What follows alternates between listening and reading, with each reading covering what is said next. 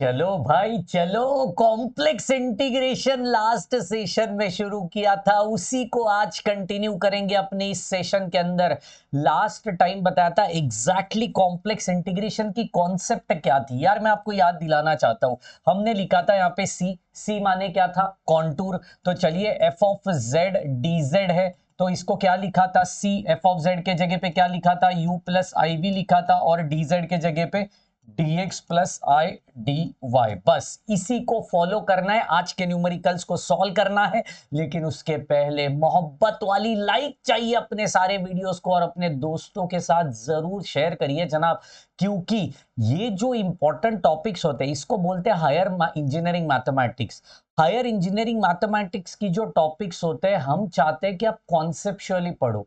ऐसे ऐरा गैरा पढ़ोगे कि नहीं ये फॉर्मूला इधर वैल्यू डाल, ये कर वो कर, नहीं। कॉन्सेप्चुअली पढ़ो, क्योंकि आगे जाके कुछ एंट्रेंस अगर आपको देनी है, whether you are going for MS, whether you are going for M tech, तो कुछ ना कुछ एंट्रेंस देनी पड़ेगी, जहां पे मैथमेटिक्स के साथ साथ स्टैटिक्स का भी पार्ट आता है, जिसके लिए ये सारी चीजें बहुत ज्यादा इंपॉर्टेंट है। तो चलिए अभी के अभी शेयर ठोको, वैसा एरो वाला बटन है ना, दाओ अपने 5-6 दोस्तों का रप रप रप रप करके शेयर कर दो, और अपने सेकेंड ईयर के व्हाट्सएप ग्रुप में जरूर ज्वाइन हो जाइए, नीचे डिस्क्रिप्शन बॉक्स में लिंक दे दी है। तो चलिए आज के लिए पहला सवाल टेन टेन ये रहा। चलो इवैल्यूएट, ओहो, इवैल्यूएट इंटीग्रेशन ऑफ सी, थोड़ा ध्यान से पढ़ते। Z square d z where c is circle, c क्या दिया हुआ है? सर्कल दिया हुआ है। Where x is equal to r cos theta, y is equal to r sine theta,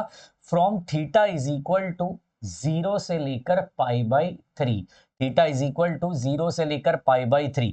अच्छा, मैं आपको याद दिलाना चाहता हूँ, I just want to give you some nostalgia, एक मेमोरी देना चाहता हूँ आपको। थोड़ा ध्यान से सुनना।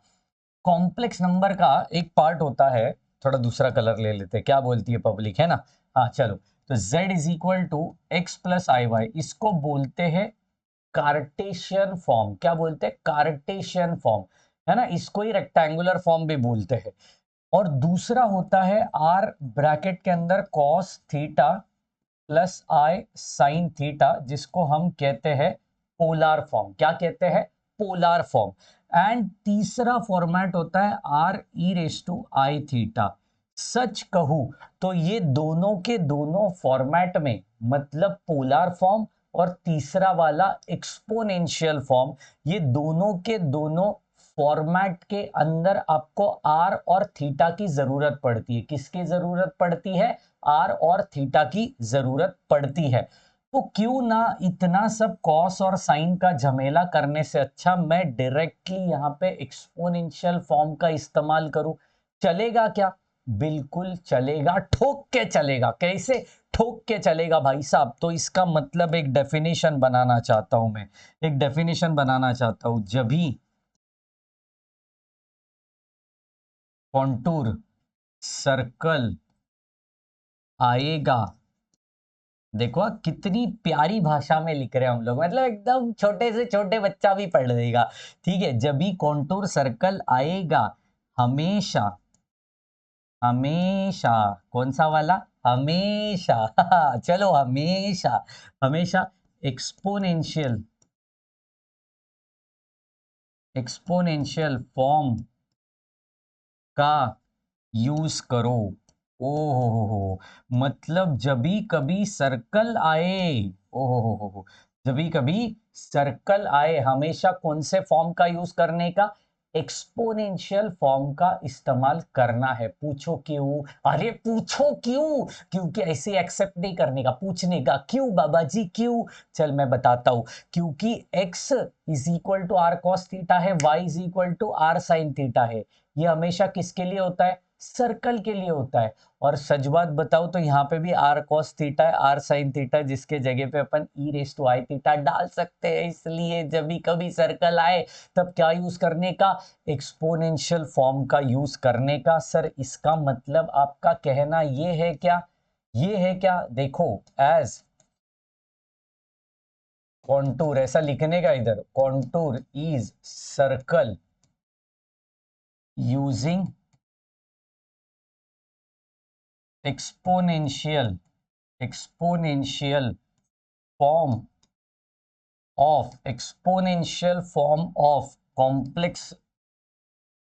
Of complex z is equal to x plus i y है, जिसके जगह पे हम डाल सकते हैं r e raise to i theta. क्या बात है, क्या बात है। अब देखो कौन चेंज हो रहा है, थीटा इज चेंजिंग फ्रॉम 0 से लेकर π/3। कॉन्सेप्ट है, ध्यान दे। थीटा चेंज हो रहा है, इसका मतलब मुझे इंटीग्रेशन करना है, मुझे डेरिवेटिव करना है, तो किसके विथ रिस्पेक्ट टू करना पड़ेगा? ऑब्वियसली थीटा के विथ रिस्पेक्ट टू करना पड़ेगा, बस यही तो है बात। तो चल चल चल इसका डिफरेंशिएशन करते हैं with respect to theta, z का आएगा dz। R will be treated as constant, क्योंकि सर्कल है जनाब, सर्कल के लिए रेडियस। ओहो बाबा जी, नन्ना मुन्ना बच्चा था, छोटी चड्डी पहनता था, बड़ी शरारत करता था, तभी से पता है पूरे सर्कल के अंदर रेडियस सेम होती है भाई साहब।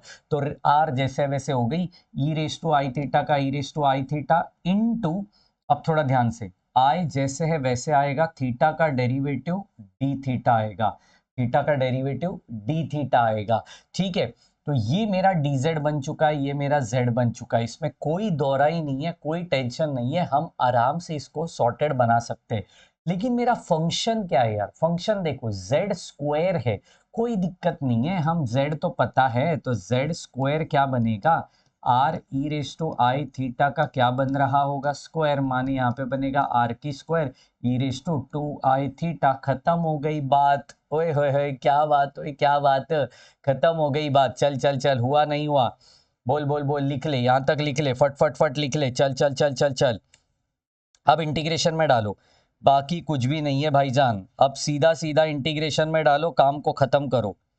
सर कौन सा इंटीग्रेशन? अरे तो पहला लेक्चर देखा नहीं शायद भाई, देखा नहीं, देख लेना, अभी देख लेना, ठीक है ना, अच्छे से प्लेलिस्ट बना रहे, अभी देख लेना, ठीक है। क्या है, therefore integration of c f of z dz which is equal to integration of c f of z, मतलब अपना z स्क्वायर है और dz है। चलो तो z स्क्वायर क्या आया है, r square e raise to 2i theta, dz क्या आया है, ओए होए होए, dz क्या आया हुआ है, dz ये आया हुआ है r e raise to i theta, और यहाँ पे आई डी थीटा। क्या बात है, थीटा इज चेंजिंग फ्रॉम 0 से लेकर theta is equal to π/3।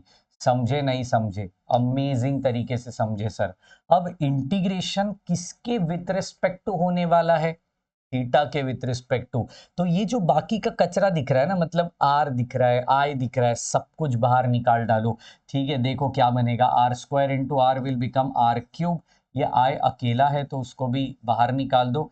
Theta is equal to 0 से लेकर π/3 इधर लिख देना। बचा कौन, e raise to 2i theta into e raise to i theta. एकदम छोटे से छोटे बच्चे को भी समझेगा, इतनी छोटी भाषा में हम यहाँ पे लिख रहे हैं, थोड़ा ध्यान से सुनना। A raise to m into a raise to n, formula क्या होता है, a raise to m plus n. Sir मैं मैथ्स 1, मैथ्स 2, मैथ्स 3 ऐसे ही पास हुआ हूँ, तो अभी कॉन्सेप्चुअली पास हो जा, अभी कॉन्सेप्ट पढ़। ये मैथमेटिक्स के लिए तो कॉन्सेप्चुअली कर भैया, इंजीनियरिंग में आया है, मैथ्स नहीं किया कॉन्सेप्चुअली तो क्या ही किया तूने। तो 0 से लेकर π/3 बनी, यहाँ पे बचा कौन, 2i theta plus i theta, 3i theta d theta. क्या बात है, अब इंटीग्रेशन करना है सर। सर इधर ही तो गाड़ी अटक रही है, इधर ही तो गाड़ी अटक रही है, टेंशन मत ले। Integration, chain rule, u into v rule, substitution, quadratic, सारी कहानी अपने चैनल पे अवेलेबल है। 12th के लेक्चर्स भी है, वो जाके एक बार देख लेना। इंटीग्रेशन का महारिवीजन है, वन शॉट, वो देख लो, फट फट फट 2x के स्पीड पे देखो, आपको सब कुछ समझ में आएगा कि इंटीग्रेशन में कौन से टाइप है और कौन सा टाइप कब आइडेंटिफाई, कब लगाना होता है। तो चलिए यहाँ पे भी बताता हूँ, टेंशन मत लो।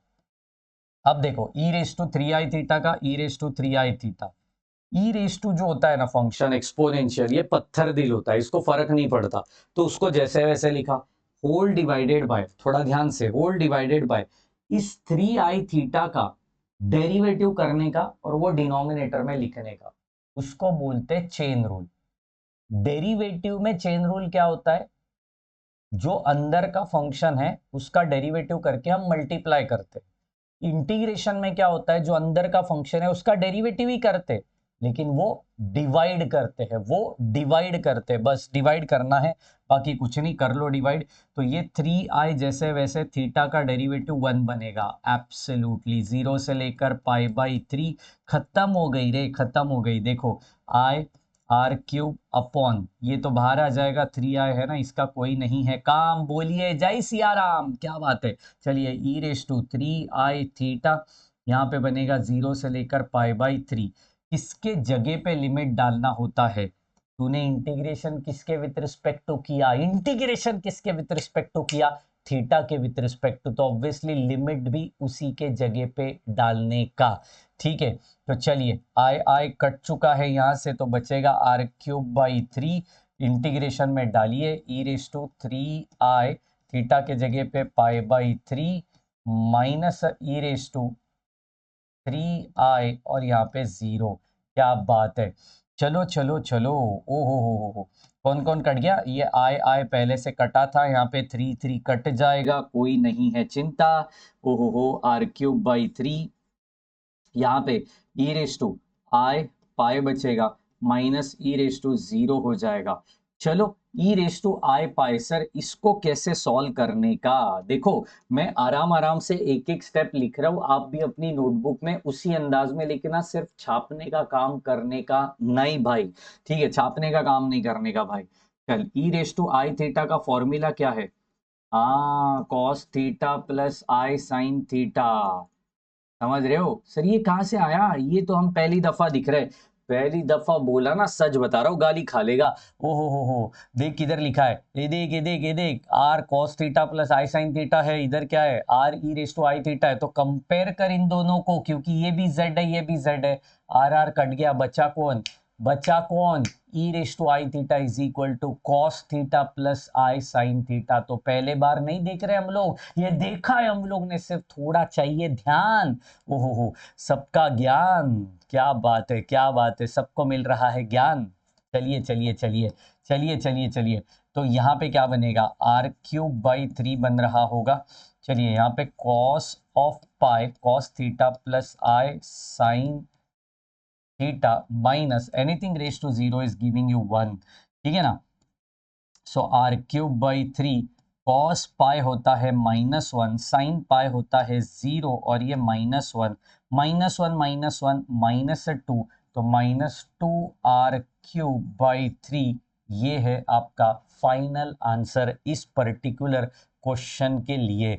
बहुत ध्यान से इस टाइप के क्वेश्चंस को सॉल्व करना है, कॉन्टूर को ढंग से आइडेंटिफाई करना है, एंड फिर जाके हमारे लिमिट्स को अप्लाई करना है, फंक्शन को अच्छे से रीडिफाइन करना है, जैसे उन्होंने दिया है उस प्रकार से। तो ये फाइनल आंसर है, जरूरी नहीं हमेशा पॉजिटिव में आना चाहिए, it can be a negative, it depends on the direction which we are considering. तो बहुत ज्यादा इंपॉर्टेंट, मिल रहे होंगे अपने सेकंड क्वेश्चन में नेक्स्ट सेशन में। तब तक के लिए चैनल के साथ बने रहिए, बाबा जी की दरबार में आते रहिए, मिलते हैं इतनी जोश जुनून ताकत के साथ। Bye, take care and thank you so much guys.